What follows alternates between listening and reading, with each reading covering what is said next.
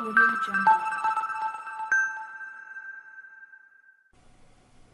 Hi, I'm your instructor, Paul Gruber, and welcome to the Pronunciation Workshop's first training session. I am very excited that you have taken this first step to improve your English pronunciation, and I do hope that you enjoy this program and receive great benefits from it. Before we begin, I want to make sure that you have downloaded and printed out the training manual which accompanies this course. If you have not yet done so, please do it soon, because you'll definitely need it. Now, you may be wondering, how is it that I am going to help you change the way you speak? Well, basically, when you learned English as a second language, you kept many of the sounds and speech rules from your first language, and you are continuing to use them when you speak English. This is what gives you an accent. You are using the sounds and speech rules from your native language instead of the sounds and speech rules of English. And you know why? Well, because when you learned English, nobody ever showed you what the sounds and speech rules of English were until now. That's where I come in, because I am going to show you and train you on how to use these sounds and speech rules correctly. Knowing and using these rules will help you reduce or possibly even eliminate your accent. Now, throughout the program, you're often going to see me point to my mouth to show you how to produce a particular sound. I want you to pay close attention and try to copy exactly what it is I'm doing. I will be showing you how to correctly form new sounds by changing the position of your tongue or changing the shape of your lips. These small changes are going to make very big changes in your speech. Regarding practicing, I recommend that you use the training manual and try to practice often. When you practice, I recommend that you start out speaking slowly, out loud in a strong voice, while exaggerating all the mouth movements. What you will be doing is retraining the muscles of your mouth and your tongue to move in new ways, which will produce new pronunciation patterns. These new speech patterns will slowly and eventually evolve into your own spontaneous, fast speech. But it is important that you start out going very slow. If you can pronounce words and sentences correctly speaking slowly, well, then you'll have no problem saying them fast. I believe practicing is important, but I do not believe it's the only key towards success. Being aware of your errors, that's the key. Being aware and also recognizing mistakes when you hear them will probably be the most important factor towards your improvement. Another thing I'd like you to keep in mind, and I'm sure you may have noticed this already, is that when most Americans speak, you will notice that we seem to open our mouths a lot, and there's a great amount of mouth movement. Watch my mouth when I say something like, "Wow, is it really raining on Wednesday?" Did you see how much my mouth seemed to move? It wasn't with my lips flat. It wasn't, "Wow, is it really raining on Wednesday?" There was a lot of movement. My mouth opened wide, but also my whole mouth moved forward. Now, I find many foreign speakers, maybe because of their language's characteristics, they don't move their mouths much, and there is very little facial movement. Because of this, to an American listener, the words often sound mumbled, making it very difficult for an American listener to understand what it is you said. One way to be better understood immediately is to become more aware of your speech and to really start opening and moving your mouth. I'd like you to try to observe what I'm talking about. When you speak to native-born Americans or watch TV or movies, notice how when Americans speak, generally our mouths really open big and our lips come forward. These movements have a lot to do with the sound of American English. I also want to add that I will often be asking you to repeat words and sentences on these videos. Try to think and act as if we're both sitting in the same room and I am directly right in front of you. Listen carefully to the words and sounds that I give you. Listen carefully to my pronunciation and watch my mouth. Then repeat the words back to me in your own voice with the techniques that I'm showing you as clearly as you can. Now, at first you may feel a bit foolish talking to your computer screen, but really you shouldn't. Make believe you are speaking directly to me. You will find this to be extremely helpful and effective. During the course of this program, I will begin by addressing consonant sounds, and then later on we'll work with vowel sounds. Now, vowel sounds, as you know, are A, E, I, O, and U. Like A, O, E, I, and U. And consonant sounds are basically all the other letters and sounds, like B, Ch, S, T, F, G, Sh, W. And of course there are many, many more sounds. The consonants that we are going to cover in this first session are the consonant R and the consonant W. Okay, are you ready? Here we go. Let's get started. Let's start with the American R. R's are everywhere. They are probably the most commonly occurring consonant sound in English. One reason for this is that R's affect vowel sounds, especially when an R falls at the end of a word or after a vowel sound, as in the word car, or the word air, or the word turn. After working with so many non-native English speakers from around the world, I believe the R sound is one of the main causes for being misunderstood in American English. Therefore, this is why I've chosen to start out with this sound. Now, in some languages like Arabic and Spanish, the R is produced by bringing the tongue forward in the front of the mouth, behind the upper teeth, and rolling or trilling the tongue. Like that. Now, in some other languages like German and French, the R is produced in the back of the throat.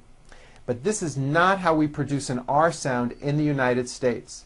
In American English, in order to say a clear R sound, two distinct things have to happen. The first thing is that our mouth and our lips come tightly forward, as if you would be saying the ooh sound. Do this with me. Say ooh, and make sure you're bringing your lips all the way forward. Say ooh. That's it. You see how your lips are forward? That's what you want to do. This is the position your mouth should be in when you produce an American R. Like that. And I'll bet you no one ever told you that. Now, the second thing is that your tongue moves back in your mouth. It doesn't come forward, it's pulled back. This is probably the opposite of what you are doing right now. So, for example, in the word rock, notice how my lips are coming forward and my tongue moves back in my mouth, and I push out the R sound. Watch this.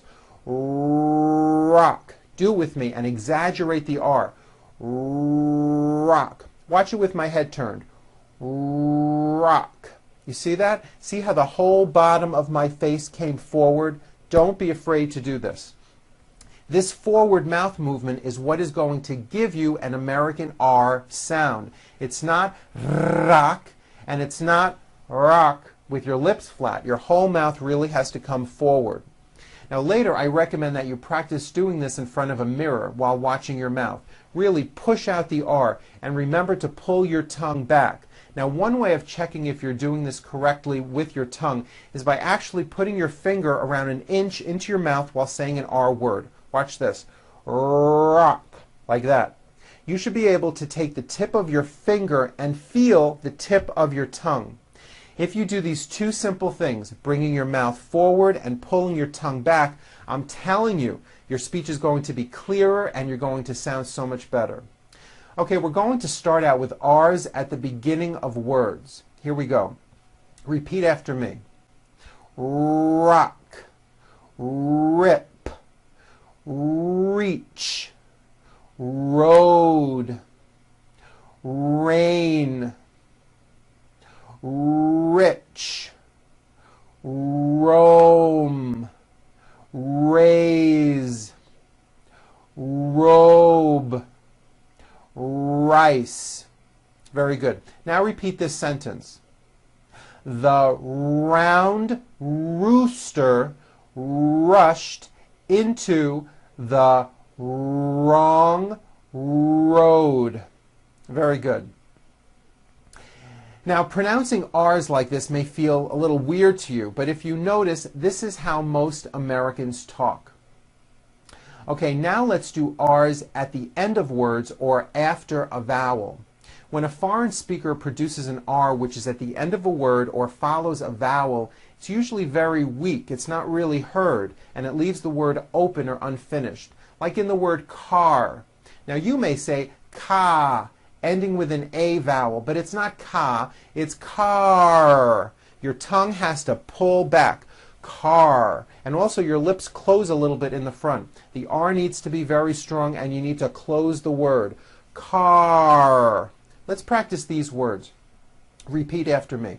Car, far, star, door, bear, for, air, year, and that has a high vowel sound, E, year, turn, and pour. Very good. Okay, now let's discuss R's in the middle of words. In the word very, for example, which is a frequently used word in English, the R occurs in the middle of the word. It's not a D sound. The word is not vedi or very, it's very. Make sure that the R sound is strong and your lips are coming forward. Your tongue is back and you push out the R. Very, like that. Practice these sentences with me, nice and slow. He is very, very nice. Like that. See how my lips are coming all the way forward? Next one. She is very, very tall. Here are some more practice words with R in the middle. Repeat after me. Direction, arrange, erase, correct, marry, garage, original, hurry, zero, marine, berry, operation, caring, arrive, everyone. Okay, very good. Now, R's are often combined with other consonants and form what we call R blends. It is important to understand that the R sound is the strongest sound of the blend, and your lips often come forward before you even say the word. An example of this is the word grape. Now notice how my mouth comes forward before I even say the word. Grape. Did you see that? And notice in the word grape, the R sound is stronger and you even hear it more than the G sound. Grape. Here are some practice words with R blends. First, at the beginning of words. Here we go. Training, trust, trip, great, tropical, bring, print, president, product, cracker, crawl, break. Okay, now in the middle of words. Subtract, waitress, nutrition, Australia, introduce, compress, oppression, betray. Very good.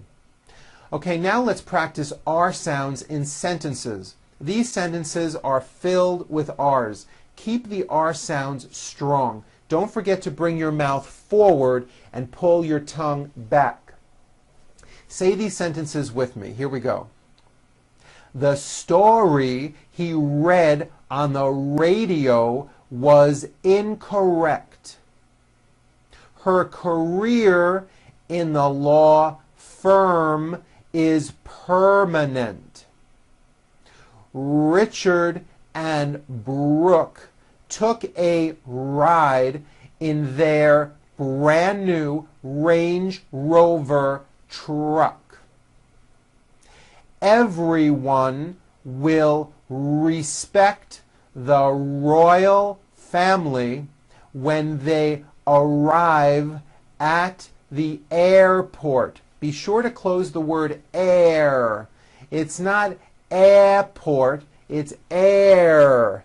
Airport. Like that with a strong R sound.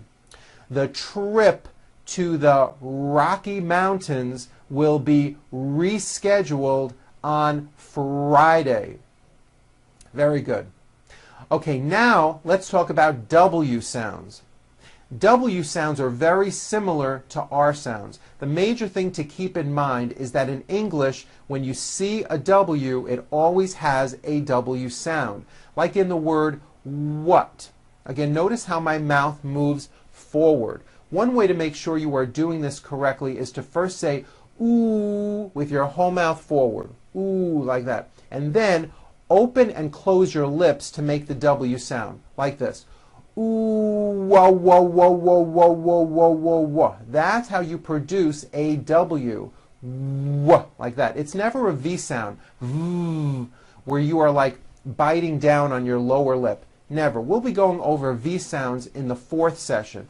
The reason I mention this is because many foreign speakers, especially German speakers, say, for example, what with a V for the word what. Instead of saying, what will we do, which is correct, they may say, what will we do? And that is not right, and many people may not understand you.